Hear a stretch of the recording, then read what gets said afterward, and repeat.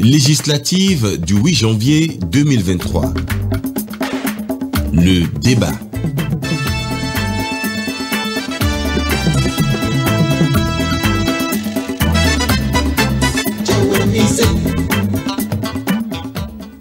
Madame, Messieurs, bienvenue et merci d'avoir répondu présent à l'appel de la Haute Autorité de l'Audiovisuel et de la Communication pour ce débat qui s'inscrit dans le cadre de la campagne médiatique pour les élections législatives de cette année.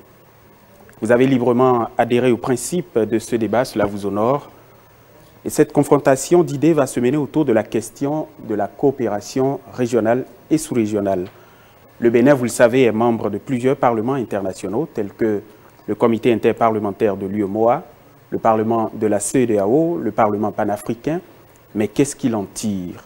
Comment se joue et se déjoue la diplomatie parlementaire, nos relations avec nos voisins, mais également avec les institutions sous-régionales? Dans un contexte sécuritaire assez tendu aujourd'hui, quel levier activer pour renforcer la coopération régionale et sous-régionale? Voilà quelques questions qui seront au cœur de notre débat. Mais avant d'aller un peu plus loin, mon confrère va nous rappeler à tous les règles qui vont guider la conduite du présent débat. Loris Fridi Davor, bonsoir. Bonsoir chers tous, bonsoir mesdames, messieurs, merci de prendre ce débat.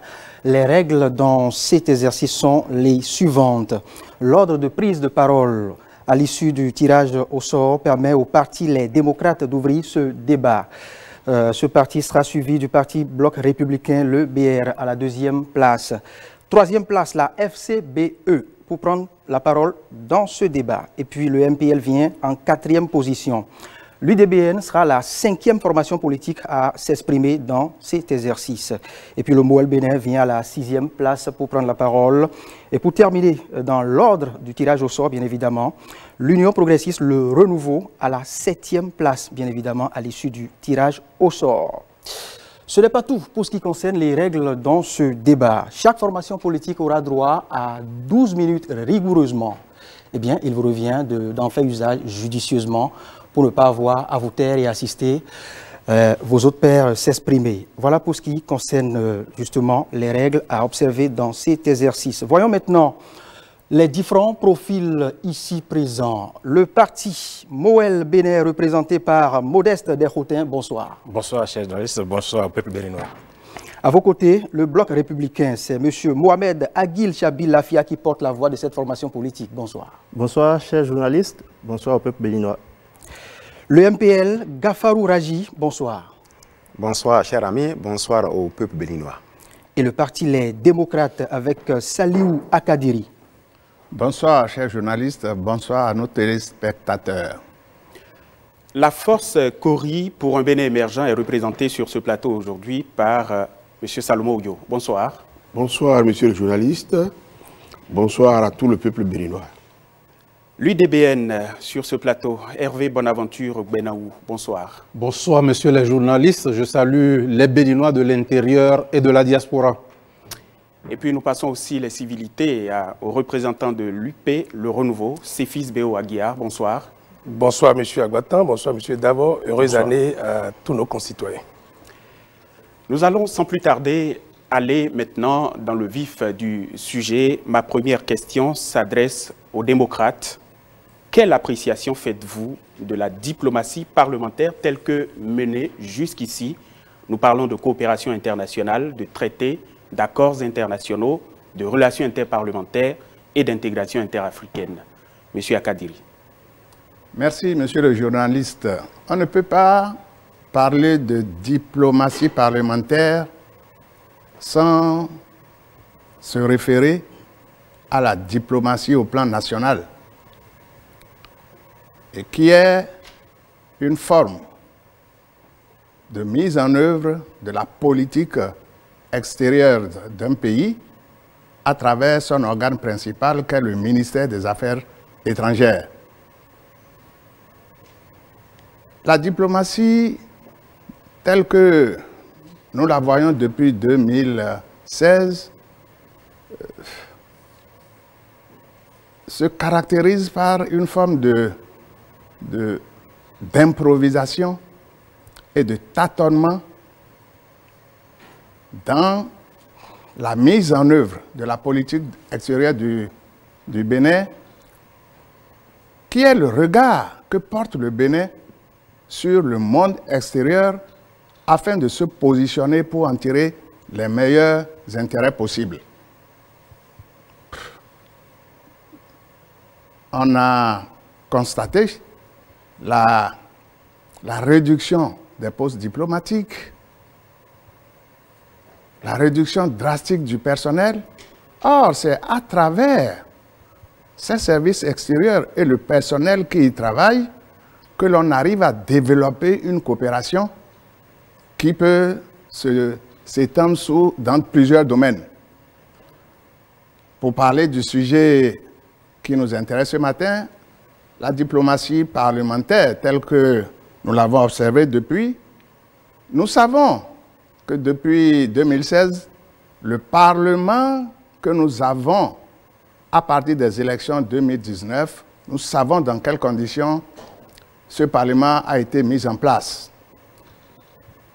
Un Parlement issu de l'exclusion de plusieurs partis d'opposition, ce qui a entraîné les troubles que tout le monde connaît et que tout le monde a vu. Les alertes qui sont données à droite, à gauche, viennent justement des conditions d'arrivée de ces députés-là. À partir de là, la coopération que cette Assemblée est appelée à développer ou à développer a été largement sanctionnée par le regard que les pays avec lesquels nous coopérons, et au-delà, les parlements de ces pays-là, eh bien, le regard qu'ils ont porté sur ce Parlement-là a fait que la coopération, la diplomatie parlementaire qui devait être une diplomatie active, cette diplomatie-là a été considérablement, vraiment ternie dans son image par les conditions d'arrivée de ce Parlement issu des élections de 2019. Nous aurons l'occasion d'aller plus loin. Le parti Bloc républicain à présent, quelle lecture fait votre formation de la diplomatie parlementaire au Bénin? Merci beaucoup, monsieur le journaliste. Alors, comme vous le savez, la diplomatie, d'abord il y a la diplomatie classique qui est menée par le gouvernement à travers le ministère des Affaires étrangères et les différentes missions diplomatiques et les postes consulaires.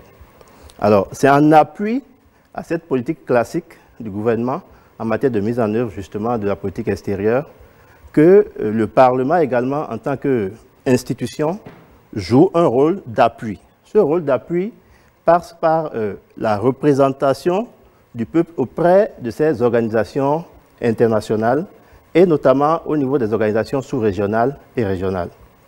Au niveau du parti du Bloc républicain, comme vous le savez, nous sommes actuellement membres de plusieurs organisations régionales et sous-régionales à travers le Parlement où nous siégeons.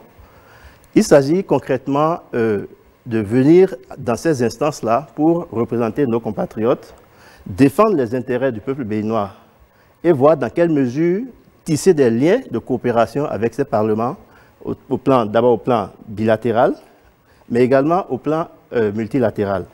Donc c'est vraiment une stratégie qui vient en appui au dispositif déjà mis en place par le gouvernement, c'est-à-dire la politique extérieure, à travers nos ambassades et nos consulats, qui aujourd'hui font du Bénin vraiment un pays très respecté sur le plan international. Et maintenant, voir dans quelle mesure, à travers les accords qu'on aura avec ces différents parlements et même des organisations internationales, positionner non seulement nos parlementaires, mais également le personnel parlementaire, c'est-à-dire les fonctionnaires du Parlement. Donc, de façon globale, c'est d'avoir une présence active au sein de ces organisations régionales, sous-régionales. Nous avons, par exemple, au niveau de l'UEMOA, le Parlement, nous avons au niveau de la CEDEAO, nous avons également au niveau de l'Union interparlementaire, même au niveau du continent, le Parlement panafricain, où nous devons être là pour défendre les intérêts de nos compatriotes et voir dans quelle mesure, à travers des accords, comme j'ai déjà dit, positionner nos cadres, aussi bien au niveau du Parlement par les parlementaires eux-mêmes, mais également le personnel parlementaire pour pouvoir bénéficier de notre présence. Parce que c'est en étant présent dans ces instances-là qu'on pourrait relever les défis auxquels nos pays sont confrontés. Merci. Nous allons maintenant écouter la Force Kori pour un Bénin émergent, représentée par M. Salomon Oudjo, sur la même question. Merci, monsieur le journaliste. Et quant à nous autres, au parti Force Kori pour un Bénin émergent, nous ne saurons parler de la diplomatie parlementaire sans jeter un regard critique sur ce qu'est la démocratie et la diplomatie dans notre pays depuis l'avènement au pouvoir du régime dit de la rupture. Voyez-vous, le Bénin, avant 2016, on a été habitué à l'organisation de plusieurs sommets internationaux dans notre pays, ce qui rendait beaucoup plus vivifiant notre diplomatie. Malheureusement, depuis 2016, avec l'arrivée de ce pouvoir dit de la rupture, les Béninois n'ont plus vécu les différents balais diplomatiques dont ils ont été habitués depuis 1990, que notre pays a choisi l'option du renouveau démocratique. Concernant la diplomatie parlementaire, revenant à la question proprement dite, nous autres, au niveau du parti Force Kori pour un Bénin émergent, nous voyons cette diplomatie à trois niveaux. Il y a d'abord le niveau international, ensuite le niveau régional et le niveau sous-régional. Mais force est de constater que le Parlement qui a représenté le peuple béninois depuis 2019 à ce jour a été élu dans des conditions vraiment déplorables que nous connaissons ici tous, des conditions sur lesquelles nous ne voulons pas revenir parce que ça fait partie d'un passif, je dirais, malheureux pour notre peuple, ce qui a fait que durant toute leur mandature, nous n'avons pas senti une diplomatie parlementaire digne de ce nom, digne de celle à laquelle nous avons été habitués depuis 1990. Alors, c'est pour dire que au niveau du parti Force Kori pour un Bénin émergent, nous pensons qu'il faut revoir les relations entre les pays frères, nos relations qui nous lient avec les pays frères. Nous avons assisté à la fermeture de la frontière par le Nigeria pendant près d'1 an. Et nous nous rendons compte aujourd'hui que les visites des chefs d'État sous-régionaux et régionaux sont rares chez nous. Je pense qu'il faut reprendre cette coopération pour qu'il existe une bonne entente entre les pays frères qui nous entourent. Je vous remercie. C'est au tour du parti MPL maintenant de nous livrer sa lecture, son analyse, bien évidemment, de notre diplomatie parlementaire.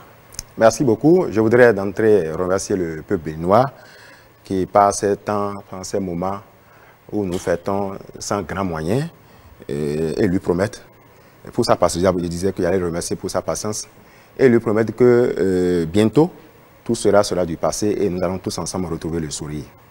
Je voudrais saisir l'occasion aussi pour leur former nos vœux de santé, de paix, de joie, de prospérité au nom du parti Mouvement Populaire de Libération.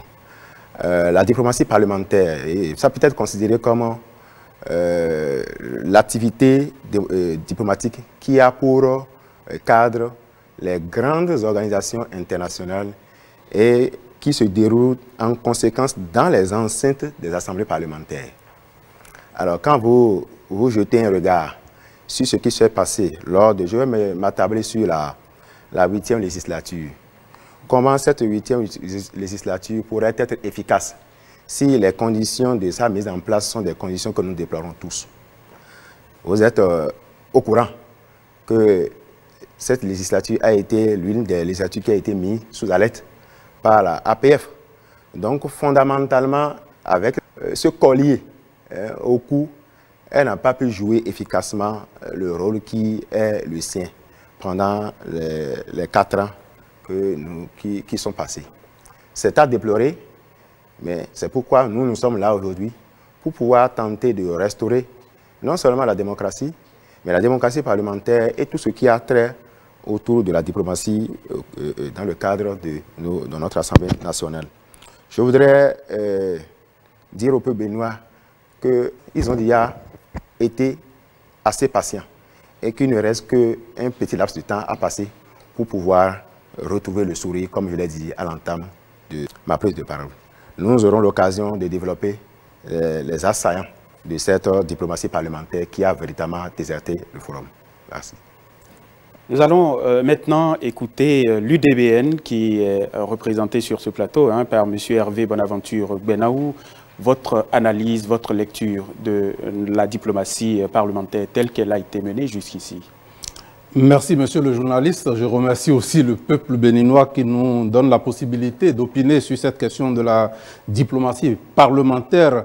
Avant d'opiner sur cette question, il est important de regarder la diplomatie classique et de voir un peu ce qui a été fait dans le cadre de cette diplomatie classique-là.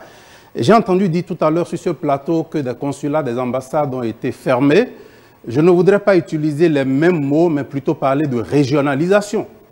Régionalisation d'ambassades, régionalisation de consulats, et qui ont permis quand même de rationaliser les moyens d'action qui étaient mis à la disposition de ces structures, de ces institutions, pour permettre à l'État béninois d'être plus efficace à l'extérieur. Et donc cette régionalisation nous a conduit aujourd'hui à 14 ambassades au total, dont 4 en Afrique. Nous avons 69 consuls honoraires qui officient à travers le monde entier. Nous avons également 161 institutions et États qui sont représentés dans notre pays et qui participent à donner de la visibilité à l'État béninois, que ce soit à l'intérieur comme à l'extérieur du pays. Et nous constatons que cette régionalisation a permis de doter les pôles qui ont été créés de plus de moyens pour être dynamiques et performants, de les mettre plus au service du développement de la nation béninoise.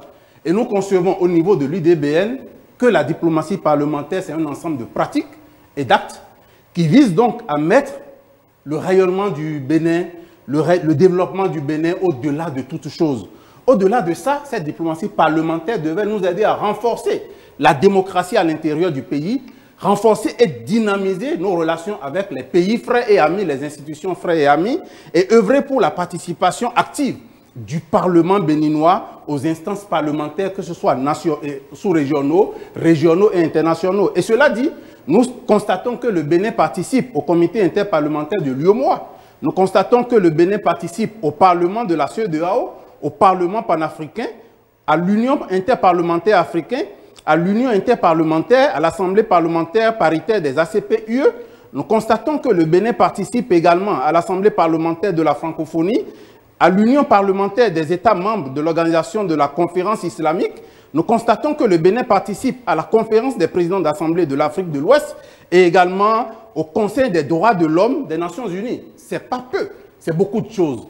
L'UDBN entend investir dans ses acquis, valoriser ses acquis et travailler à les renforcer pour qu'à travers nos actes et nos pratiques parlementaires, nous puissions avoir plus de visibilité à l'international et dans la sous-région. Je vous remercie. Mouel Bénin a son tour maintenant de se prononcer. Mouel Bénin représenté par M. Modeste Desroutin. Dites-nous comment votre formation politique appréhende la diplomatie parlementaire en exercice au Bénin. Alors, merci, chers journalistes. Je profite de l'occasion pour présenter mes vœux au peuple béninois qui nous a délégués, que nous représentons ici. On ne peut pas parler de démocratie parlementaire sans jeter un coup d'œil, comme l'ont fait mes prédécesseurs, sur la diplomatie classique. Vous voyez, je pense qu'on doit dépasser désormais le débat de l'Assemblée nationale a été mal positionnée ou l'Assemblée a été mal mise en place. On va dépasser ce débat-là parce qu'ils ont fini. Nous allons au contraire aller de l'avant et trouver que cette cette coopération parlementaire doit retrouver ses lettres de noblesse. Elle doit être beaucoup plus dynamique. Dynamique parce que le contexte actuel d'insécurité, caractérisé par le terrorisme, oblige à réfléchir autrement. Lorsque l'État central pose des actes, j'ai entendu tout à l'heure sur ce plateau qu'on a fermé les ambassades, je tiens à rappeler que la fermeture ou la création d'une ambassade relève du pouvoir discrétionnaire du chef de l'État. On appelle ça acte de gouvernement. Lorsqu'il s'agit d'un acte de gouvernement, on ne saurait y faire grand-chose. Et n'oubliez pas que la Constitution confie au chef de l'État la détermination et la conduite de la politique nationale. Donc sur ce point-là, je pense qu'il revient à ce chef de l'État-là de rationaliser au besoin, suivant ses préoccupations, suivant ses attentes et suivant ses objectifs. On ne saurait trop commenter cela parce que malheureusement, ça fait partie de ses prérogatives. Alors, sur l'autre point, diplomatie parlementaire, je pense que la grande question c'est quel est l'apport de cette diplomatie-là au développement? Quel apport, qu'est-ce que nos compatriotes, du moins nos représentants ou les députés font de cette diplomatie-là? Moi, je m'interroge et je dis, avant d'aller participer à ces institutions sous-régionales, régionales et internationales, qui est-ce qu'on envoie? Parce que, n'oubliez pas ici, quand on parle de coopération, nous sommes dans un contexte international, où on fait appel à plusieurs États. Les autres États ont leur politique, mais nous autres, quelle est la politique que nous adoptons pour avoir une visibilité au plan régional, sous-régional et même international? Quelle est la politique que nous adoptons? Et là, ça m'amène à la question, qui nous envoyons? Parce que si on envoie des gens qui ne sont pas imprégnés des réalités des relations internationales, si nous envoyons des gens juste parce que, ils appartiennent à un parti politique et voici, et par pur hasard, ils se retrouvent dans ces instances-là, je pense qu'il y a problème. Et c'est là la nécessité de redynamiser. À Moelle-Bénin, nous on a dit on va changer les choses parce que c'est le parti d'ailleurs qui représente toutes les couches socio-professionnelles. Et donc il y a aussi les artisans, les femmes, tout, et les cadres aussi. Parce que pour aller dans ces instances et faire rayonner et donner de la visibilité à notre État, il faut que ceux qu'on y envoie soient à même de le faire. Donc, moi, le Bénin se place dans cette dynamique-là, de changer les choses et de capitaliser certainement l'apport qui est fait et surtout dans cette matière de sécurité ou d'insécurité grandissante qui oblige aujourd'hui à ne plus rester en autarcie. Le Bénin seul ne peut plus avoir une politique à l'interne de sécurité, c'est plus possible aujourd'hui. On va revenir certainement tout à l'heure sur les détails. Merci. Union progressiste, le renouveau. Monsieur Séphis Béouaguia, sur la même question. Merci. Je voudrais dire qu'à l'Union progressiste, le renouveau, nous nous positionnons sur tout ce qui peut rendre digne le Bénin. Et donc, à partir de 2016, nous notons que le pays est sorti de cette diplomatie de la genuflexion des Salamalek, cette diplomatie où, à un moment donné, nous étions un peu la risée des autres. Et donc, il s'agit de faire du Bénin un pays digne. La deuxième chose, c'est qu'il ne sert à rien d'ouvrir des positions administratives ou diplomatiques à l'étranger parce qu'on a serré la main à un chef d'État lors d'une visite officielle dans son pays. Ce que ça apporte, c'est beaucoup de ressources humaines, c'est beaucoup de ressources financières.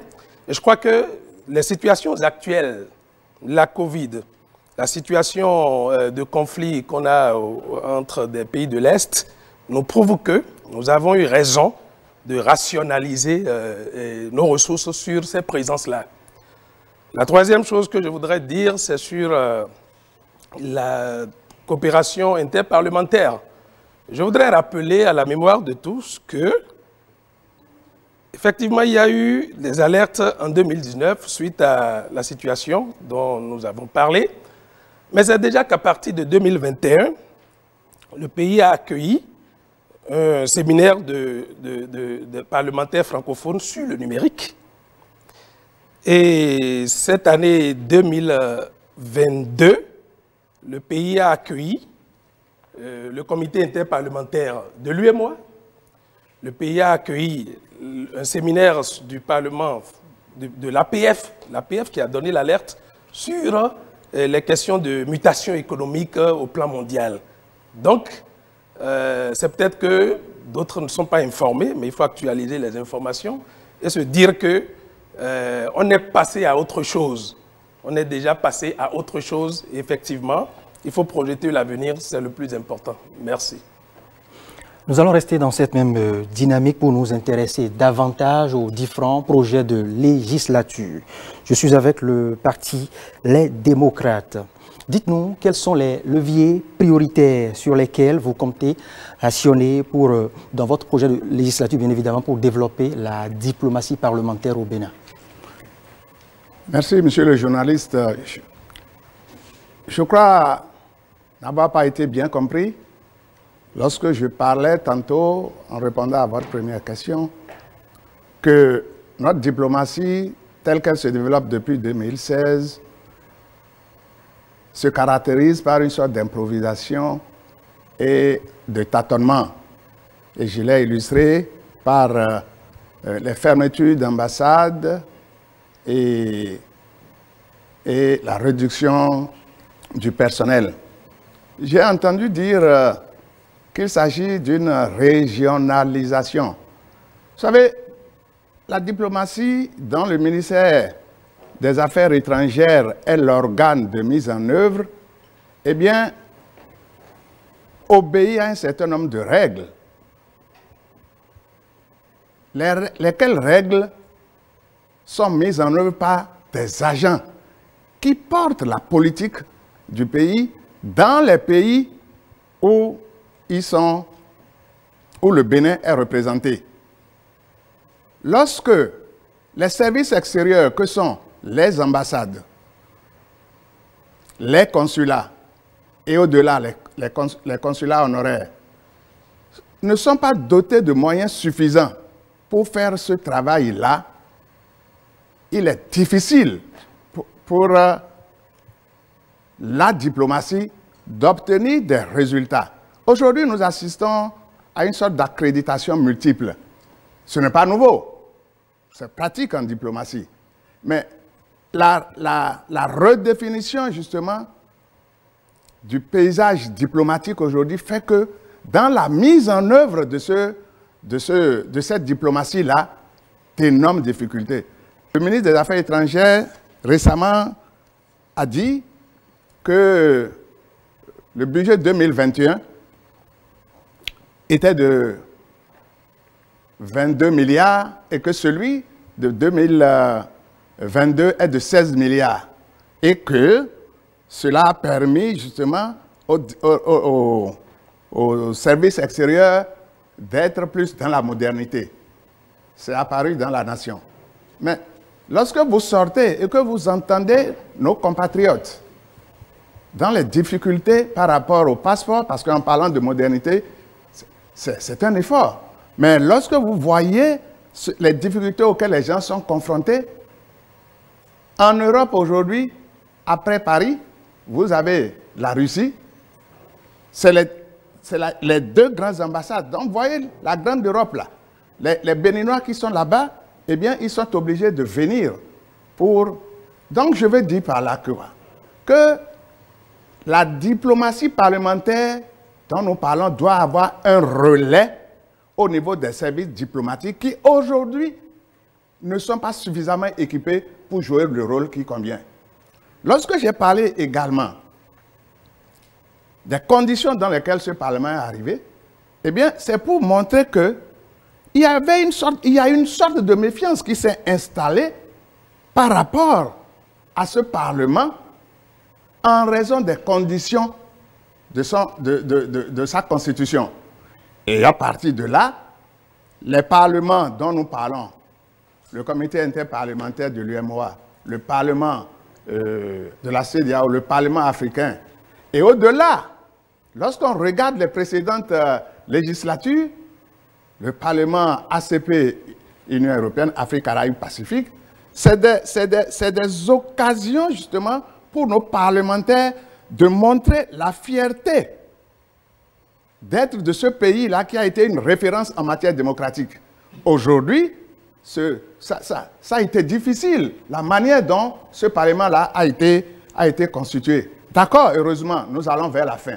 Et c'est pour ça que nous disons que les parlementaires qui viendront du Parti Les Démocrates développeront une politique différente de celle-là en faisant en sorte que la coopération entre d'abord au plan bilatéral, ensuite au plan multilatéral avec les institutions parlementaires, soit d'une efficacité qui puisse permettre de contribuer au rayonnement du Bénin à l'international.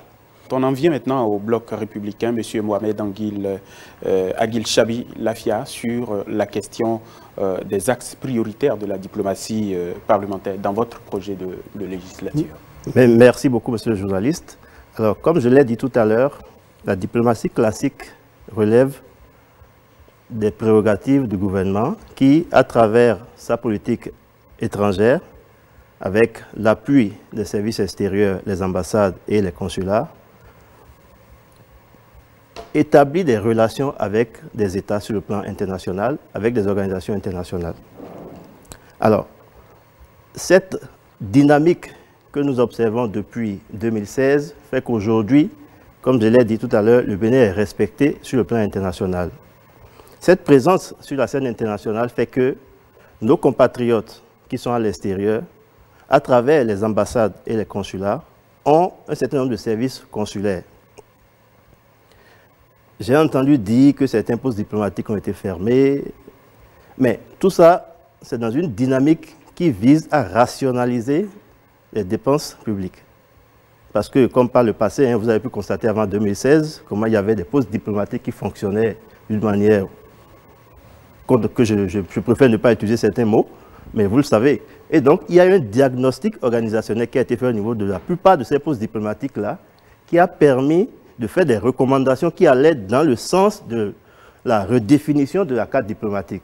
C'est cet aspect qui a permis justement d'avoir un nombre nécessaire de postes diplomatiques et consulaires pour pouvoir conduire la politique du gouvernement en matière internationale, sur le plan international.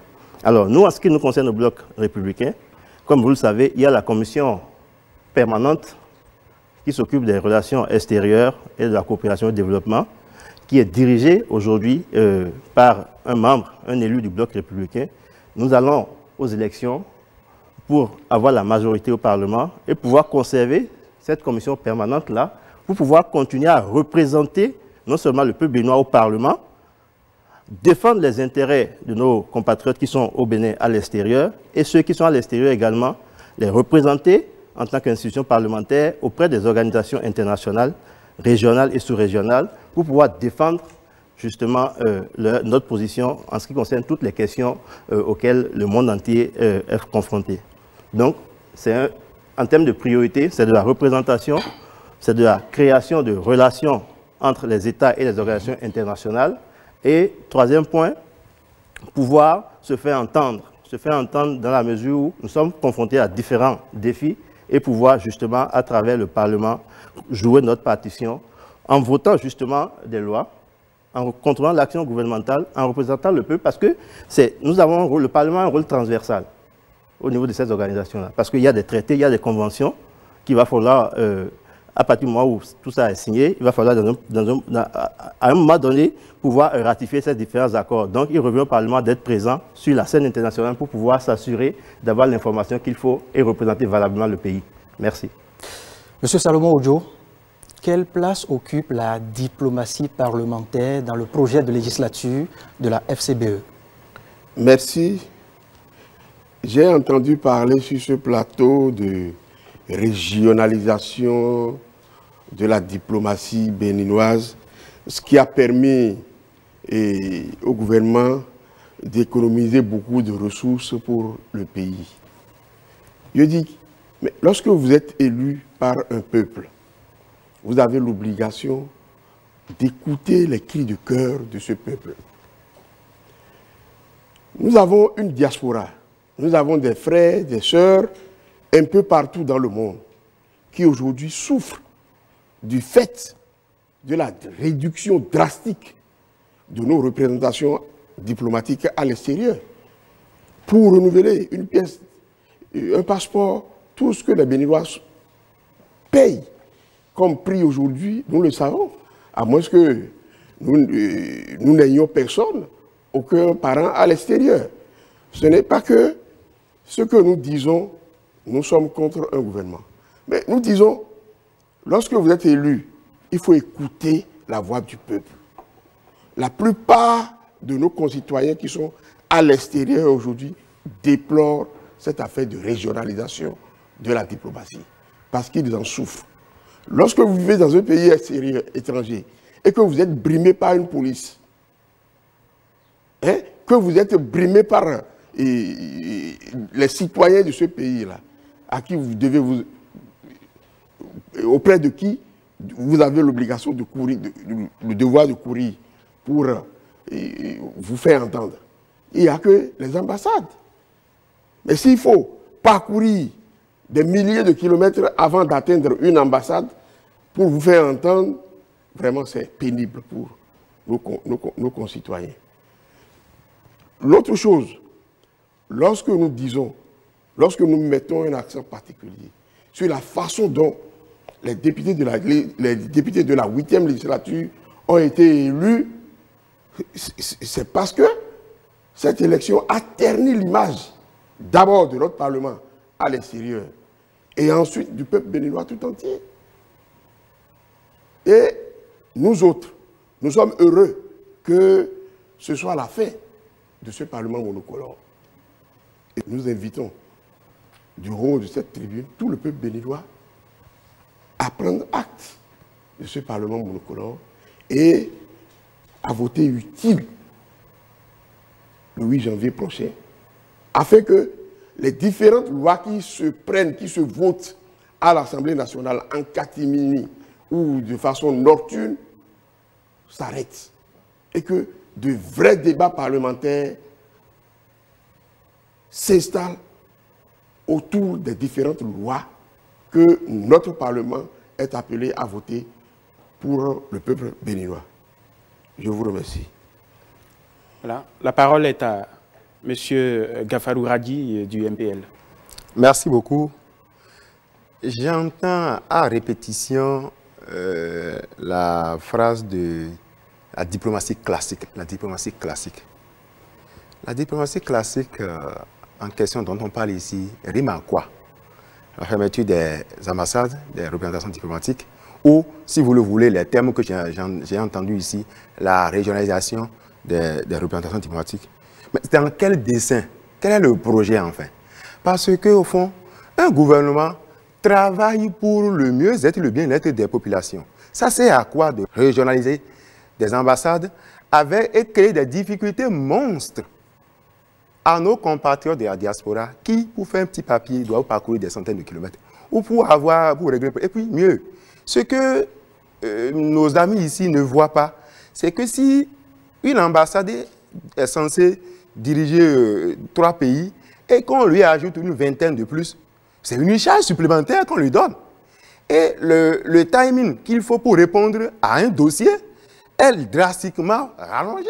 Dans ces conditions, comment est-ce qu'on peut espérer l'efficacité de l'action? Je pense que ça a peut-être fait l'objet d'une étude, et ce sont les résultats, les conclusions de la dite étude qui ont permis d'instaurer cette politique. Mais je pense qu'elle est suicidaire. Elle est suicidaire. Si vous avez des frères à l'extérieur, ils doivent pouvoir vous le dire, qu'ils éprouvent le martyre pour pouvoir régler les problèmes. Vous avez quelqu'un qui a, comme un prédécesseur l'a dit tout à l'heure, vous avez quelqu'un qui a un souci, il doit parcourir des kilomètres avant d'aller. Le temps, là où bien il a un problème dans son pays, il n'a pas un interlocuteur valable auprès de qui il peut aller, ou tenter d'avoir un début de solution avant qu'on ne parle de l'ambassade. Moi, je vais vous donner un exemple. Hier, j'ai eu la chance d'aller en Espagne, j'ai demandé à rencontrer, je voulais rencontrer le consul honoraire du Bénin en Espagne. Alors, puisque je ne connaissais pas le consulat, j'ai écrit à l'ambassade de France qui coiffe l'Espagne, au fin de m'aider à rencontrer les autorités consulaires de là-bas. Mais j'ai dit mon programme tant que je passe, puisque vous savez qu'on ne reste pas en France de façon drastique. Alors j'ai donné mon programme, mais on a passé 2 semaines, c'est-à-dire que c'est le jour où je dois partir de l'Espagne, qu'on me répond, et mieux on me dit que le Bénin, l'ambassade n'a pas reçu d'ordre pour pouvoir m'aider à rencontrer l'autorité consulaire. C'est extraordinaire, quoi. Donc, ça ne peut pas continuer comme ça, vous voyez. Alors, qu'est-ce que nous proposons? Nous savons déjà que le rôle du député, c'est ratifier les accords, les traités, conventions internationales. Mais nous pensons que pour pouvoir donner une certaine crédibilité à l'action diplomatique parlementaire, il va falloir alors créer un cadre d'échange permanent avec les autres homologues des autres pays, guider l'action et les politiques publiques vers, pour qu'on puisse avoir la possibilité de partager les expériences. Nous pensons aussi qu'il faut promouvoir les valeurs démocratiques, puisque dans un parlement où il n'y a que des personnes, des partis qui regardent dans la même direction, je ne suis pas sûr qu'on pourrait alors parler de valeurs démocratiques. Nous avons pensé, alors, et ça là c'est inédit, ce que le MPM propose, nous allons penser qu'il faut alors donner la possibilité à nos compatriotes d'avoir le droit, non seulement le droit de vote, mais le droit de se faire élire député. Nous connaissons des pays qui ont des députés de l'extérieur. Alors si on permet à ce que ces gens-là, nos compatriotes, aient la possibilité de se faire élire, même si c'est 2 ou 3 ou 5 députés que nous avons, quand on parle surtout avec leur histoire de régionalisation, on pourrait peut-être, ce serait plus facile d'avoir des groupes où on pourra élire nos compatriotes pour qu'ils puissent véritablement participer au développement de notre pays. Je vais m'en arrêter là en entendant. Hervé Bonaventure Benaou de l'UDBN, comment comptez-vous développer la diplomatie parlementaire? Monsieur le journaliste, je vous remercie. Je crois que j'ai entendu tout à l'heure le collègue de MPL parler d'une étude qui aurait été faite, et c'est vrai, avant de mettre en œuvre la stratégie de régionalisation. Mais je crois que si on veut rester constant, on doit s'attendre à ce qu'il y ait une autre étude pour évaluer la régionalisation avant d'opiner, plutôt que d'opiner sur des cas isolés ou des coups d'humeur. Je crois que c'est important. Et c'est pourquoi nous proposons à l'UDBN de renforcer la présence du Parlement béninois dans les instances internationales. Et à travers ces instances internationales, à faire en sorte que nous ayons la possibilité de réfléchir et de travailler sur le vote d'un certain nombre de lois. Nous prenons par exemple la sécurité maritime ou l'insécurité maritime. C'est une question qui dépasse le Bénin et qui doit se régionaliser, s'internationaliser. Et nous allons travailler à l'UDBN à ce qu'il y ait des textes de loi qui mutualisent les efforts et qui permettent à ce que ces questions soient réglées de façon régionale et sous-régionale, pourquoi pas internationale. Au-delà de ça, la question du terrorisme. Vous savez aujourd'hui que c'est un défi auquel tous les pays de la sous-région et même du monde entier sont confrontés. Au niveau de l'UDBN, nous pensons qu'il est important, quand nous serons à l'Assemblée, de travailler à ce qu'au niveau sous-régional également et au niveau régional, il y ait des textes de loi qui permettent la mutualisation des efforts de défense pour pouvoir endiguer ce fléau-là qui ne cesse de s'étaler dans notre sous-région et dans notre région. Au-delà de ça, nous pensons qu'il est important aussi de commencer à réfléchir à comment est-ce qu'il faut faire les échanges de cadres. Nous avons évoqué ça. L'UDBN, la priorité, ce sont les femmes, l'autonomisation des femmes. Ce sont également les jeunes, leur autonomisation, la question de l'emploi. Il y a beaucoup de jeunes, de femmes qui ont des diplômes dans ce pays et dont les pays de la sous-région ont besoin. Il n'y a aucun cadre aujourd'hui qui permette à ces jeunes de passer d'une frontière officiellement à une autre. Nous allons travailler, si nous allons à l'Assemblée, dans les instances internationales, sous-régionales et régionales, à ce qu'il y ait des cadres formels qui puissent permettre aux États de pouvoir s'échanger des cadres, que ce soit de sexe féminin, que ce soit des jeunes. Nous priorisons à l'UDBN, nous l'avons déjà dit, la possibilité d'autonomiser plus de femmes et de permettre à plus de jeunes de pouvoir accéder à l'emploi. Au-delà de ça, nous avons évoqué tout à l'heure la nécessité d'attendre à ce qu'il y ait une évaluation de la régionalisation. Ça veut dire que nous allons travailler également dans les instances internationales, régionales et sous-régionales à ce qu'il y ait une loi sur d'évaluation de la coopération. Est-ce que la coopération que le Bénin établit, que ce soit de façon classique ou de façon parlementaire avec les instances internationales, régionales et sous-régionales sont évaluées? Nous allons travailler à ce qu'il y ait des dispositions qui permettent l'évaluation de cette coopération-là. Au-delà de ça, nous disons au niveau de l'UDBN qu'il faut renforcer le protocole additionnel de la CEDEAO par rapport à la promotion de la démocratie et de la bonne gouvernance. Il y a déjà des actions qui sont conduites. Nous allons travailler, si nous sommes au Parlement, à ce que cela aille rapidement de l'avant pour que nous ayons un protocole qui nous permette de pouvoir véritablement agir et agir convenablement et au profit et au service pour le bien de nos peuples des différents pays de la sous-région et des différents pays à l'international.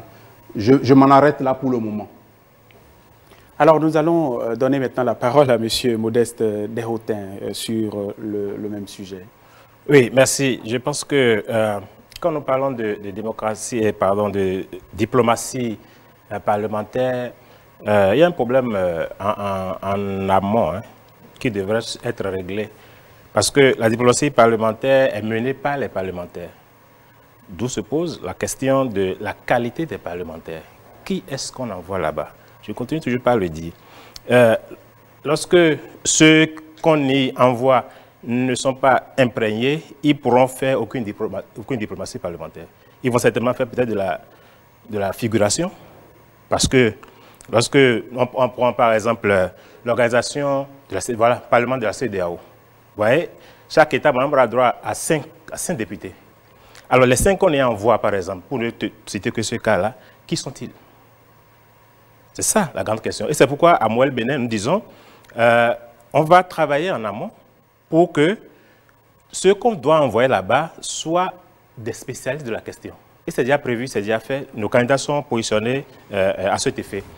Alors, qu'est-ce qu'il faut prévoir pour cette diplomatie-là? En dehors, il y a déjà un cadre qui est prévu, un cadre officiel qui est prévu dans ces instances-là. Mais alors, il faut faire la promotion des cadres dans ces instances-là. La promotion des cadres signifie qu'il ne faut pas juste aller choisir les députés qui sont là et qu'on y envoie n'importe comment. Il faut préparer les cadres avant, comme le font certains États membres de la CEDEAO, qui déjà à l'avance préparent leurs cadres, et généralement c'est eux qui prennent la tête même de ces instances-là. Nous disons qu'aujourd'hui, la coopération, la diplomatie parlementaire doit intégrer l'aspect sécurité. L'aspect sécurité qui signifie aujourd'hui, vous n'êtes pas sans savoir que le terrorisme est en train de nous défier et qu'on doit mettre en œuvre toutes les possibilités au-delà des actions militaires, des actions conjointes. Il y a un problème de fond aussi qui se pose. Parce que ce terrorisme-là trouve son terreau dans des situations sociales qui favorisent la chose. Alors, une fois au Parlement, c'est déjà établi, nous avons déjà le programme pour ça, il faudra aller commencer par sensibiliser nos jeunes qui sont les terreaux fertiles à ce phénomène aujourd'hui qui est combattu et décrié de tout part. Parce que la solution militaire seule ne pourra plus répondre à cette question-là. Conséquence, nous disons, une fois là-bas, les lois qui seront votées, nous allons initier une proposition certainement de loi pour dire il faut qu'on accompagne ces jeunes-là de ces régions-là pour qu'ils ne soient pas victimes ou qu'ils ne soient pas trop amenés à céder facilement à ce qu'on leur propose de l'autre côté pour des raisons qui ne sont pas du tout sociables et du tout acceptables. Donc, vous voyez, nous disons que pour la diplomatie parlementaire, au-delà de cette coopération-là qu'il doit avoir, il faut forcément que l'État aussi dispose de sa politique sous-régionale. Parce qu'aujourd'hui, on ne peut plus vivre en autarcie. Cette question-là défie tous les États, mais qu'est-ce qu'il faut faire? À Moël Bénin, nous disons, premièrement, en dehors de former, de sensibiliser, de trouver d'autres alternatives. Il s'agit pour ces jeunes qui sont plus enclins aujourd'hui à aller de ce côté-là, de leur trouver d'autres alternatives pour qu'ils puissent se sentir plus béninois. Parce que, sérieusement, ces zones-là dans lesquelles ce phénomène-là sévit, c'est des zones quelque peu délaissées. Et cette situation rend le cadre favorable à ce phénomène-là. Donc, à Moël Bénin, nous disons, au-delà des actions, il faut forcément qu'on accompagne et qu'on propose des choses pour pouvoir encadrer, pour pouvoir mieux élaborer cette politique-là. On revient là-dessus, parce que ça tient à notre parti. Le Moël Bénin, les représentants dans les instances régionales, sous-régionales et même internationales, ces représentants-là doivent savoir de quoi il s'agit et non plus simplement aller là-bas faire de la figuration. Je vais m'en arrêter là en attendant que le débat se poursuive. L'UP, le renouveau à présent, pour boucler avec cette question, c'est Fils Beouagia. Merci. Je crois que nous sommes à une ère importante du numérique et de la dématérialisation. Et l'idéal aurait été que pour accéder en fait, à certains milieux ou avoir accès à des documents, des titres de voyage, de séjour, qu'on n'ait pas besoin de parcourir des milliers de kilomètres en réalité. Moi, j'ai souffert personnellement de recherche de casier judiciaire. Je suis né à Parakou, je sais chaque fois le déplacement que je faisais juste à l'intérieur du Bénin, de Cotonou à Parakou, c'était tout un voyage et un séjour. Et donc, qu'on regarde plutôt les choses qui nous font avancer et encourager le gouvernement à renforcer cet aspect de la dématérialisation. Ça pourrait éviter des frais de voyage, d'hôtel supplémentaires à mon ami du MPL qui aurait pu prendre son rendez-vous bien en amont parce que c'est un voyage, ça s'organise et ne pas aller perdre du temps là où il était. Cela dit, je reviens à ce que l'Union progressiste, le renouveau, les axes sur lesquels il se positionne pour la diplomatie parlementaire, cette coopération, c'est premièrement que les instances régionales et sous-régionales auxquelles nous participons, il faut travailler parce que le progressisme, pour nous, c'est la représentation du peuple et donc des peuples pour leurs intérêts avec toutes les réformes qui permettent d'aller avec cela. Ces instances-là, a priori, ne sont pas des instances des peuples en réalité. Vous avez le Parlement de la CEDEAO, de l'Union africaine, de l'UMOA. Les peuples ne sont pas ceux qui ont travaillé à l'émergence de ces instances. Et donc, c'est de regarder cela à terme pour que les représentations des peuples viennent véritablement par les peuples. C'est plus large. Ça peut paraître très lointain, mais c'est un positionnement progressiste. Deuxièmement, c'est sur les questions économiques.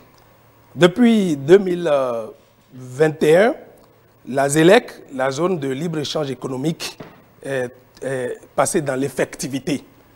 Mais vous pouvez savoir qu'on ne peut pas dire qu'aujourd'hui, les questions fiscales douanières et pour les échanges commerciaux entre les pays qui sont concernés, ça fait quelques 55, en fait, tous les pays pratiquement, et comment dit-on, pour des échanges commerciaux. Mais est-ce que dans cette effectivité-là, nous sommes suffisamment positionnés aujourd'hui? Est-ce qu'on peut confirmer que ça se passe? Pour ne pas que cette ZELEC-là souffre de la même sclérose dont souffre le NEPAD ou dont a souffert le NEPAD, le nouveau partenariat pour le développement en Afrique. Parce qu'il revient au Parlement de renforcer leur rôle dans ce que ces tests pris au niveau international, au niveau régional, que de façon effective, on puisse constater leur mise en œuvre pour que des échanges économiques, commerciaux entre le Bénin et le Nigeria, entre le Bénin et le Togo, vous connaissez l'actualité de certaines matières premières aujourd'hui. Et donc, c'est un Parlement qui devra se positionner davantage sur des questions économiques et qui ont forcément des effets sur la vie des populations, sur leur autonomisation pour que le progrès que nous promouvons soit au rendez-vous. Merci. Nous allons y aller maintenant pour le troisième tour de table quant à cette question, la coopération sous-régionale et régionale. Vous le savez, s'étend aussi, vous le savez, à l'Organisation générale de la défense et de la sécurité. On parle maintenant, chers invités, de la montée de la menace terroriste. Quelles initiatives parlementaires au niveau régional et sous-régional peuvent davantage renforcer les dispositions actuelles? Vous avez eu, je l'espère, l'exemple de l'initiative d'Accra récemment. On va faire comme d'habitude, on donnera en première position la parole aux démocrates. Merci, cher ami journaliste. Le terrorisme se développe sur le terreau de l'exclusion et de la pauvreté, sous toutes ses formes.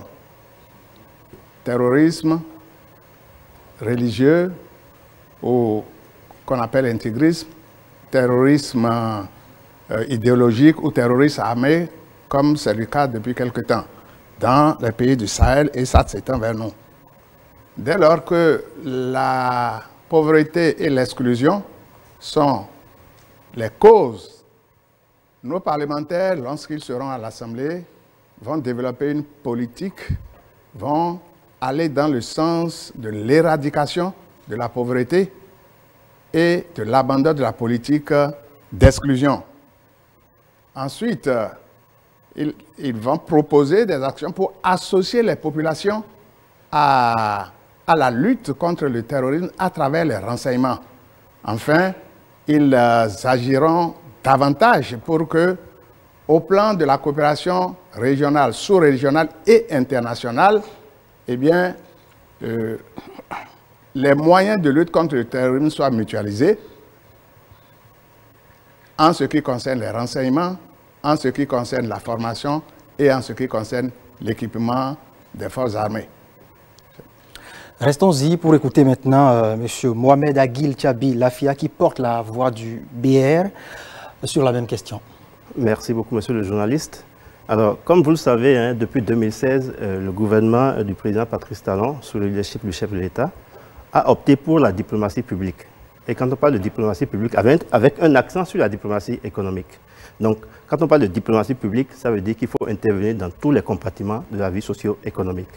Nous avons la chance d'avoir au Parlement une commission permanente qui s'occupe des relations extérieures, de la coopération et du développement, mais c'est également cette même commission qui s'occupe des questions de sécurité et de défense. Au niveau du bloc républicain, cette commission est présidée par l'honorable député qui est Rachid Gbadamassi, qui est un membre du bloc républicain. Et nous entendons, avec la majorité que nous allons chercher dans le cadre de ces élections, maintenir cette commission permanente pour pouvoir, à travers cette commission, accompagner le gouvernement dans cette lutte contre le terrorisme. Parce que, comme vous le savez, les questions de sécurité sont des questions qui concernent non seulement la sous-région, mais le monde entier. Alors, le bloc républicain entend justement accompagner le gouvernement dans la politique de défense de nos territoires, mais également à travers la coopération que nous avons avec les autres parlements, c'est-à-dire à travers la coopération interparlementaire, voire les accords qui existent en matière de sécurité et de défense, renforcer ces accords-là à travers des suivis et évaluations en vue d'améliorer l'existant pour voir comment être beaucoup plus efficace en matière de lutte contre le terrorisme, parce que les causes du terrorisme sont connues. Alors il va falloir définir les stratégies qu'il faut pour pouvoir mettre en place des politiques publiques qui vont véritablement mettre fin à ce phénomène-là dans notre région, mais également à travers le monde entier. Donc il revient justement au Parlement de jouer entièrement sa partition en accompagnant les efforts, les actions et les initiatives du gouvernement dans la lutte contre le terrorisme. Donc au niveau du bloc républicain, nous sommes alignés sur la vision du gouvernement en matière de lutte contre le terrorisme. Il nous revient avec la majorité qu'on aura au Parlement de pouvoir utiliser ces leviers qu'on a. Il y a la commission permanente, il y a également le service qui s'occupe de la coopération interparlementaire au Parlement, qui vont nous permettre d'avoir tous les leviers possibles pour pouvoir être représentés auprès de ces organisations internationales, se faire entendre, voir les stratégies à mettre en place de façon concertée avec les États concernés pour pouvoir lutter efficacement contre ce phénomène qui touche non seulement le Bénin, parce que nous avons vécu des cas récemment, mais avec le leadership et la capacité de réaction du gouvernement, on a pu éviter le pire. Et donc, nous nous allions dans cette dynamique-là, en tant que parti soutenant l'action gouvernementale, pouvoir accompagner le gouvernement dans ses efforts, dans ses initiatives, pour pouvoir lutter contre ce phénomène-là qui prend de l'ampleur dans la sous-région. Merci beaucoup. Au niveau de la force Kori pour un Bénin émergent, M. Salomon Odio, quel est le positionnement de votre parti sur la question de la menace terroriste qui nous guette? Merci, chers amis journalistes. La lutte contre le terrorisme est beaucoup plus sérieuse que de voir des députés porter des gilets pare-balles et se porter sur des chars. Et juste le lendemain, que les terroristes frappent encore à nouveau nos positionnements. Qu'est-ce que nous voulons dire par là? Le terreau facile du terrorisme, c'est l'exclusion, c'est le sous-emploi de la jeunesse, c'est la pauvreté. Depuis 2016, toutes les dispositions qui étaient mises sur pied pour occuper les jeunes, pour donner du travail aux jeunes ont été mises en veilleuse. Lorsque vous avez une jeunesse qui peine à avoir 1000 francs par jour pour survivre et que subitement quelqu'un lui propose un salaire de 200 000, de 300 000, vous voyez que c'est facile de mordre à la part. Nous autres, au niveau du parti Foscori pour un Bénin émergent, nous pensons qu'une fois à l'Assemblée nationale, nous allons coopérer avec nos amis députés à l'Assemblée nationale pour que des lois soient prises pour occuper véritablement la jeunesse. Il faut occuper véritablement la jeunesse parce que c'est elle que ces soi-disant terroristes utilisent pour semer de la terreur dans nos régions. L'autre chose sur laquelle il faut mettre l'accent, c'est le renseignement. Il faut un renseignement fiable, compétent et dynamique qui doit permettre à nos forces armées d'anticiper sur les actions des terroristes. Lorsque vous n'avez pas un service de renseignement compétent, ma foi, la lutte est très difficile pour les forces armées. Et ces terroristes, c'est des gens qui vivent dans la population. Ils mangent avec vous, ils boivent avec vous la journée et la nuit. Ce sont eux qui prennent des armes pour martyriser, terroriser les populations. Or, si le service de renseignement était efficace et dynamique, facilement on pouvait déceler ces gens-là et les mettre hors d'état de nuire. Au niveau du parti Foscori pour un Bénin émergent, une fois que nous serons à l'Assemblée nationale, nous allons légiférer dans ce sens. 1. Donner suffisamment de travail aux jeunes, c'est-à-dire mettre fin à la loi sur l'embauche qui fait de l'employé béninois pratiquement un esclave de l'employeur. Il faut mettre fin à cette loi-là. Et l'autre chose, doter le service de renseignement de moyens efficaces pour faire face véritablement à ce fléau du terrorisme. Je vous remercie. Radji Gafarou du parti MPL maintenant. Merci beaucoup. Nous l'avons déjà dit sur ce même plateau lors d'un débat qui concernait les questions de sécurité et de défense, que la lutte contre le terrorisme doit se faire dans un cadre de coopération active entre États. Au-delà de l'initiative d'Accra qui est très à saluer, il faut multiplier les projets. Travailler à ce que les États puissent mutualiser leurs forces pour pouvoir parvenir, pour pouvoir trouver les moyens pour mettre en déroute ces terroristes-là. Nous avons pensé que, tout le monde le rappelle ici, que le terrorisme est une question, les causes fondamentales sont liées à l'inclusion, à la pauvreté. J'y ajoute, et je l'ai répété ici, qu'au-delà de ça, que c'est aussi une guerre idéologique. C'est pourquoi je parlais de mutualiser les forces en associant aussi bien les États, mais les acteurs de toute considération, toute couche. Nous pensons aussi qu'il faut créer un cadre de dialogue permanent multi-acteurs. Nous pensons qu'il faut alors, et ceci est très fondamental pour nous, avoir une loi sur la lutte contre le terrorisme et une loi de programmation de moyens à mettre à disposition des forces de l'ordre et de défense. Parce que on a observé que la lutte se fait quand il y a une frappe, on dit bon, ça manque de moyens, il faut acheter l'équipement. Non, il faut avoir une programmation. Il faut que nous puissions avoir un plan sur 5, 10, 15, 20 ans qui organise la défense. Et quand on parle d'organisation de la défense, ça inclut l'équipement, ça inclut la formation, ça inclut les renseignements dont on a parlé longuement ici sur ce plateau. Donc, il faut fondamentalement, il est important, alors que nous ayons une loi programmatique qui permet à ce que les forces de l'ordre ne soient pas soient dotées des moyens de façon pérenne. Il est aussi important Et ça, je le répète encore ici, que il faut trouver un moyen pour protéger nos soldats, mais aussi les motiver. Et le débat a été fondamentalement nourri ici, où on a dit que les forces de défense sont suffisamment motivées, qu'on n'a pas besoin, que la motivation n'est pas le sujet, et qu'il faut penser à leur gestion posthume. Voilà, posthume, vous dites non. Voilà. Non, nous disons que non. C'est vrai de penser à après la mort, peut-être, ou après le décès du soldat, mais il faut penser pendant qu'il est en vie à comment il fait quand il va sur ce front-là.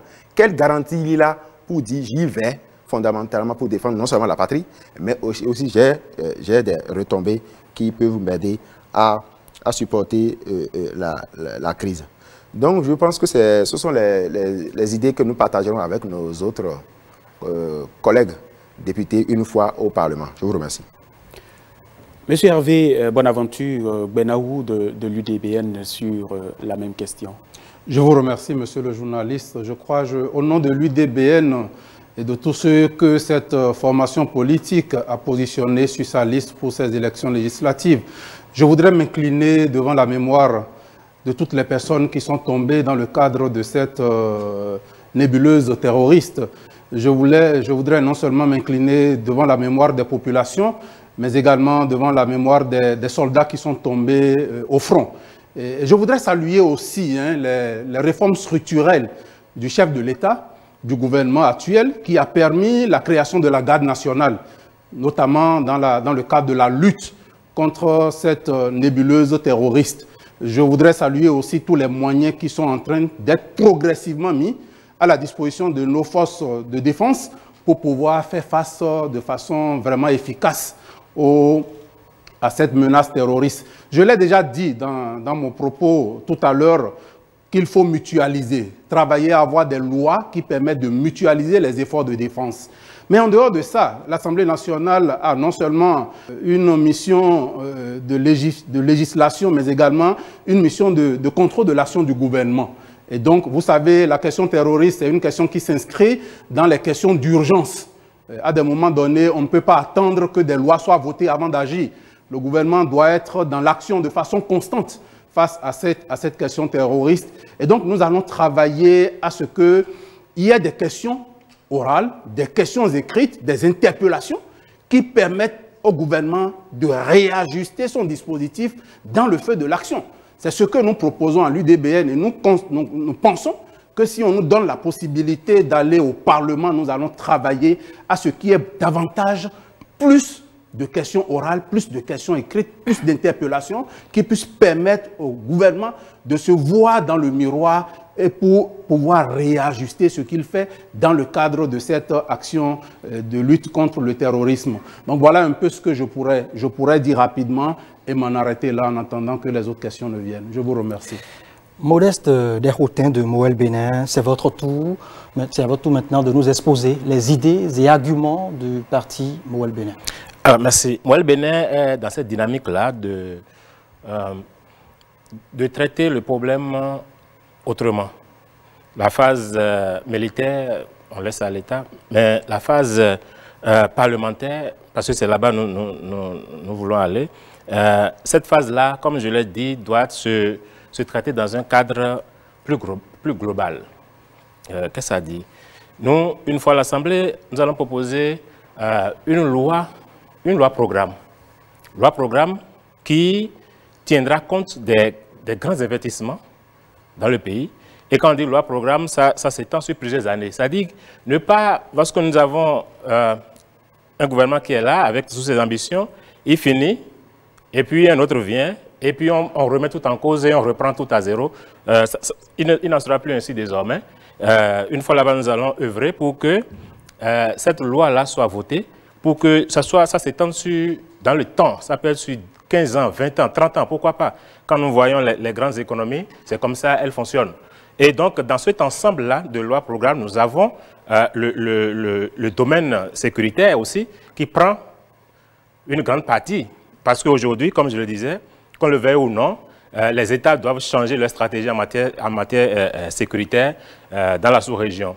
Et comme je le disais aussi tantôt, le Bénin seul, à lui seul, ne pourra pas grand-chose. Il faudra qu'il y ait une fédération des efforts entre les pays qui sont menacés par ce phénomène-là. Donc, à Mouel-Bénin, comme je le dis, on ira toucher le mal à la racine. Mais président, on dit, le terreau qui est fertile pour ça, c'est la pauvreté, c'est l'exclusion, c'est peut-être l'abandon. Il faudra faire monter le sentiment de nationalisme ou le sentiment de patriote désormais. Parce qu'on a l'impression que ces jeunes-là qui sont aujourd'hui peut-être manipulés parce que pauvres, parce qu'ils n'ont pas les moyens, ne se sentent pas suffisamment béninois. Et désormais, il faut qu'on mette en place des dispositifs qui puissent permettre à ce que ces jeunes-là se sentent désormais plus béninois et donc les accompagner dans leurs différentes activités. Ça va être forcément le credo et ça va être forcément un pan très indispensable et nécessaire pour nous à Mouel-Bénin. Donc cette loi-là nous tient à cœur et ça fait partie déjà de nos premières actions que nous allons mener une fois à l'Assemblée nationale. Merci. Alors, je vais m'adresser maintenant aux représentants de l'Union progressiste, le Renouveau, sur les réponses sous-régionales à la menace sécuritaire. Merci. Aujourd'hui, on parle de coproduction de la sécurité. Il revient à toutes les forces vives de la nation ou des nations qui sont dans cette sous-région dont vous parlez, que chacun puisse jouer son rôle. Mais cela dit, il y a des efforts qui sont faits pour apporter une réponse efficace en termes de sécurité. Par exemple, au niveau contre la piraterie maritime, il y a eu en 2018 une importante rencontre à Lomé, où des chefs d'État étaient, le nôtre y était, pour voir ensemble la stratégie à définir avec les états-majors qui s'occupent des questions maritimes, les états-majors de marine, de forces marines, pour pouvoir répondre de façon globale et concertée. Ça demande à un moment donné forcément d'aller à des législations supra-État qui vont au-delà de nous. Il y a aussi cette année, vous avez parlé de l'initiative d'Accra, qui est une initiative qui existe depuis 2017, mais qui regroupe autant notre pays, le Ghana, le Mali, la Côte d'Ivoire, le Niger, le Burkina Faso, donc le Togo, nous tous qui sommes dans cette, à peu près de ce qu'on peut appeler le Golfe de Guinée et le Sahel, le début du Sahel. Nous qui sommes concernés par cette question, nos chefs d'État se sont retrouvés en novembre dernier à Accra pour réfléchir à nouveau sur la question. Le Nigeria même y était en tant qu'observateur, pour que nous puissions ensemble apporter une réponse efficace, régionale, et coproduire ensemble dans la sous-région la sécurité. Mais au Bénin, qu'est-ce que nous faisons? En 2018, sur la question du renseignement, il y a eu une loi. Donc le Parlement béninois a pris une loi promulguée février 2018 sur le recueil du renseignement. Parce que la sécurité, c'est beaucoup plus quand même en amont que ça se gère. Et donc, des efforts sont faits dans ce sens-là pour que le recueil du renseignement nous permette une bonne surveillance du territoire et par nos forces de défense et de sécurité. Il faut aussi dire que tout dernièrement, il y a eu une loi en novembre dernier sur la prise en charge ou la protection des victimes de gens partis en mission commandée. C'est très récent parce qu'on a constaté que nos compatriotes qui vont au front, ou tous ceux qui ont été victimes de cette nébuleuse ces dernières années, eh bien, on n'avait pas prévu un cadre qui contribue à leur prise en charge. Et donc, nous, au niveau national, voilà des efforts qui sont faits. Et aussi sur la question de la modernisation des casernes, des recrutements. Chacun voit cette année ou l'année passée le nombre de recrutements qui se font pour renforcer les forces de défense et de sécurité, moderniser les casernes, mobiliser du matériel sophistiqué. Je crois qu'on a pu entendre notre président dire que nous avons les moyens. Et donc, il s'agit pour nous, dans différents cadres de coopération, d'apporter notre contribution pour faire face. À cela, il faut bien entendu ajouter l'aménagement équilibré du territoire. Il y a beaucoup de choses qui sont dites dans ce sens.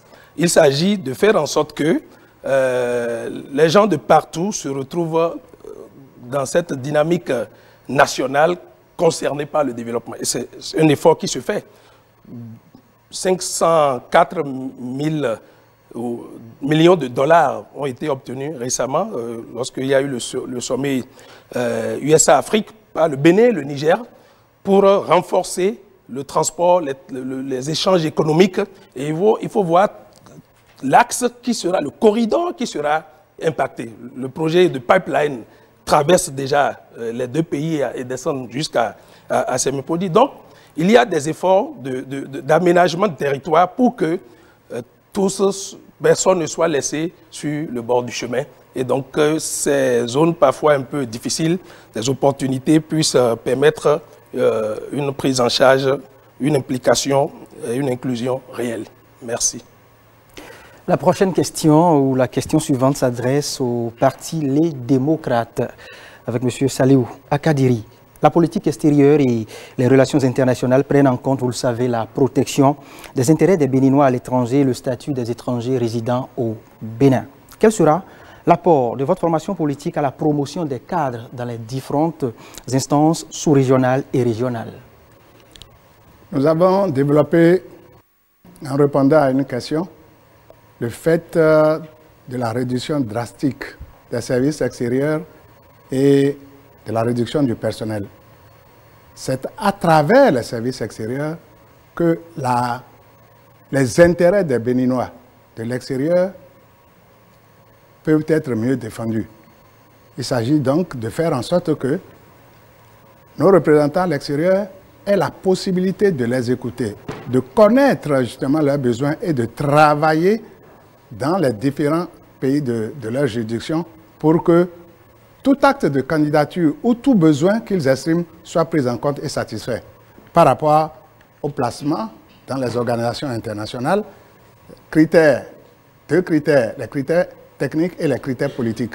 Il s'agira pour nous, comme ce fut le cas dans le passé où le Bénin était présent dans plusieurs organisations, de trouver les meilleurs profils qui répondent au poste à pouvoir, mais surtout de faire en sorte que l'image du pays, à travers sa gouvernance, soit une image respectable, une image acceptée, et que nous développions une diplomatie active et réaliste pour que nous évitions les échecs que nous avons connus ces derniers temps. On passe maintenant au parti Bloc républicain, M. Mohamed Aguil Chabilafia, sur la promotion des cadres béninois dans les instances sous-régionales. Merci beaucoup, monsieur le journaliste. Alors, comme je le disais depuis le début de cette émission, la branche exécutive de l'État, à travers le gouvernement, a le monopole de la définition et de la mise en œuvre de la politique extérieure. À travers nos postes diplomatiques et consulaires, le gouvernement déploie, sinon que le gouvernement a déployé plusieurs mesures à travers une cellule de veille que nous avons au ministère des Affaires étrangères pour pouvoir identifier toutes les opportunités de placement qu'il y a sur le plan international, y compris même la sous-région africaine. Alors, le Bloc républicain a en son sein un comité permanent qui s'occupe des affaires étrangères, de la coopération et des Béninois de l'extérieur. Nous avons élaboré au sein de ce comité un guide qui sert d'outil à nos candidats aux législatives, ceux-là qui seront élus dans quelques jours, avec la majorité qu'on aura, comme je l'ai dit depuis le début. Nous allons contrôler cette commission permanente-là qui s'occupe des affaires étrangères. Nous allons pouvoir accompagner le gouvernement dans la mise en œuvre justement de toutes ces mesures prévues pour pouvoir placer les cadres béninois dans ces organisations internationales.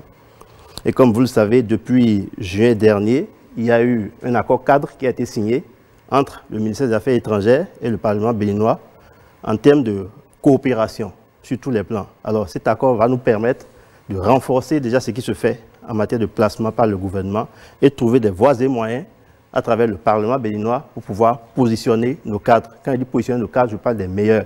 Parce qu'il faut une adéquation entre les profils et les postes qui seront exigés à l'international.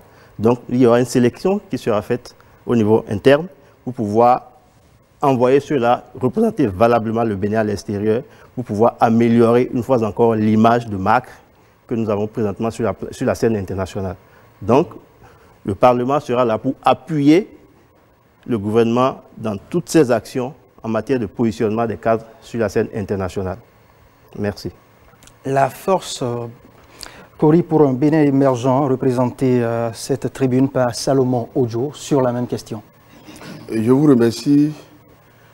Nous voyons que depuis 2016, le Bénin vit dans une sorte d'autosuffisance diplomatique où on pense qu'on peut se passer des autres. Et cela a impacté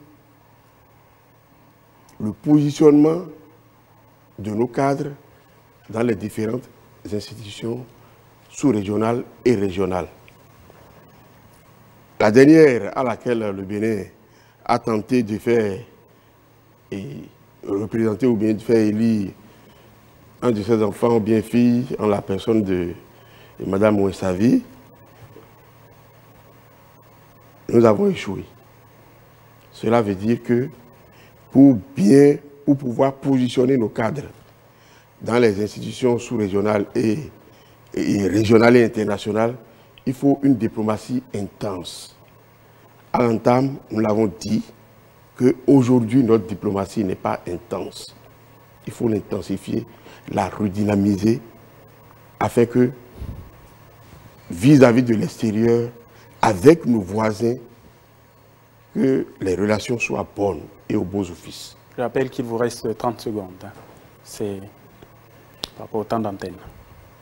Et vraiment, j'avoue que j'ai été surpris. Hein? Je vais opiner sur la mise en alerte du Parlement béninois. 5 secondes. Et vous venez de consommer le temps d'antenne. La mise en alerte qui vous est consacrée. Merci, okay. Monsieur Salomon Ojo, du parti FCBE. On passe maintenant au MPL.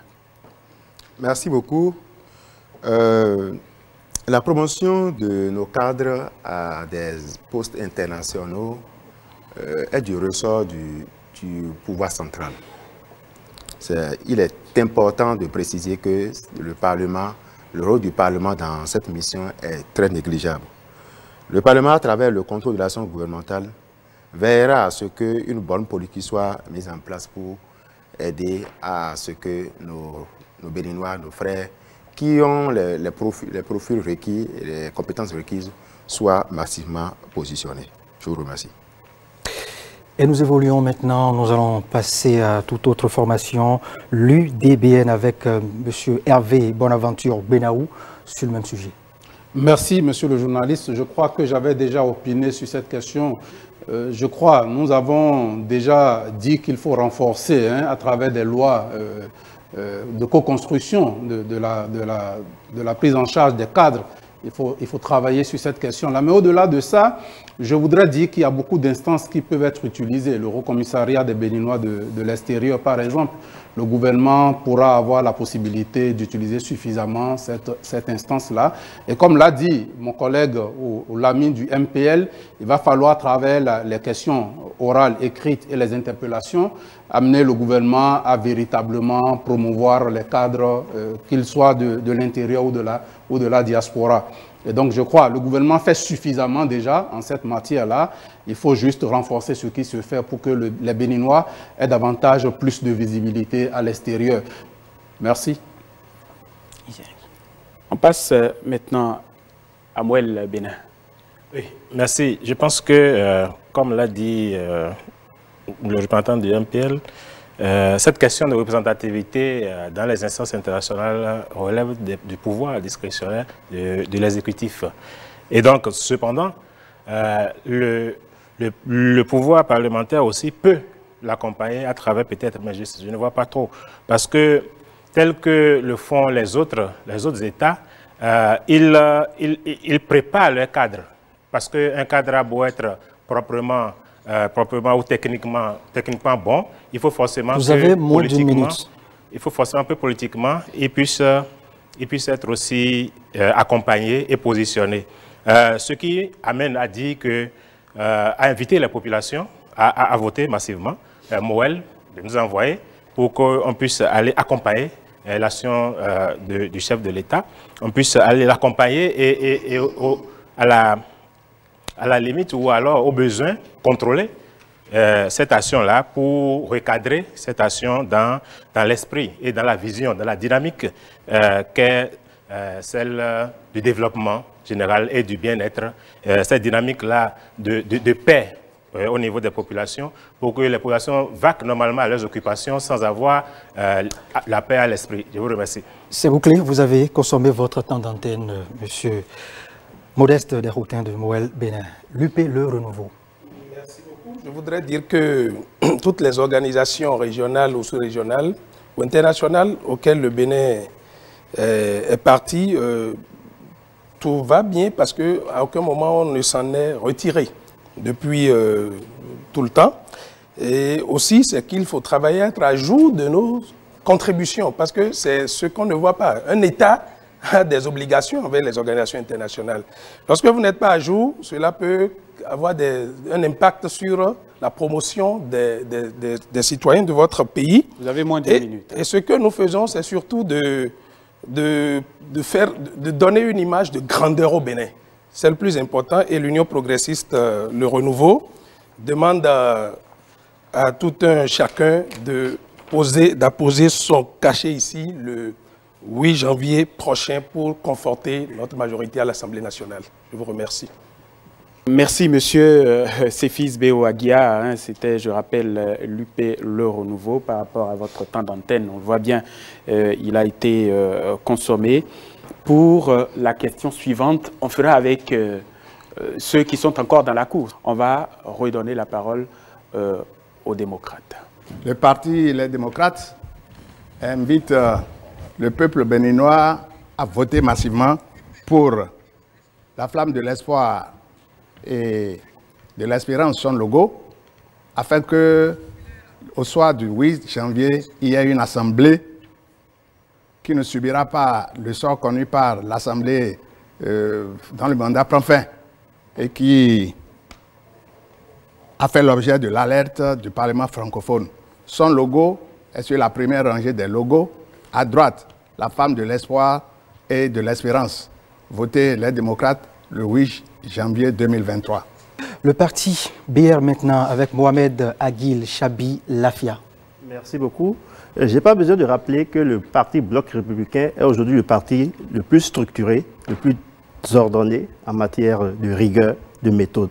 Donc, je vous invite à voter massivement pour le Bloc républicain, pour faire de ce parti le parti majoritaire au Parlement, pour que nous puissions représenter valablement le peuple béninois à l'intérieur comme à l'extérieur du Bénin. Je vous remercie. On passe maintenant la parole au MPL. Je voudrais rappeler que nous savons pourquoi le Parlement béninois avait été mis sous alerte. On ne peut pas espérer avoir des lauriers après avoir mis en place un Parlement monocolore qui ne reflète aucunement les réalités sociopolitiques de notre pays. Pour ça, il faut que ça change. Et nous sommes clairs que c'est un triste épisode qui doit être gommé de notre processus démocratique.